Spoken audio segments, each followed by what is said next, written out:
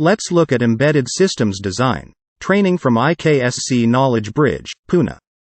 This program include basics of embedded systems, electronics, networking, 5G, CAN, Lin, C, Python, Microcontroller 8051, ARM7, STM32, Arduino, Uno board, Electrobot, IoT, AUTOSAR, Trace32, ISO 26262, SDLC, vCycle, ASPICE, Model-in-Look software, hardware, analysis, simulation with MATLAB and Simulink, Analyser, CANoe, K-SAR Studio, Tinkercad, SimulIDE, MBED, Git, JIRA.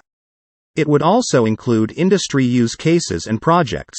Do visit www.kbridge.in.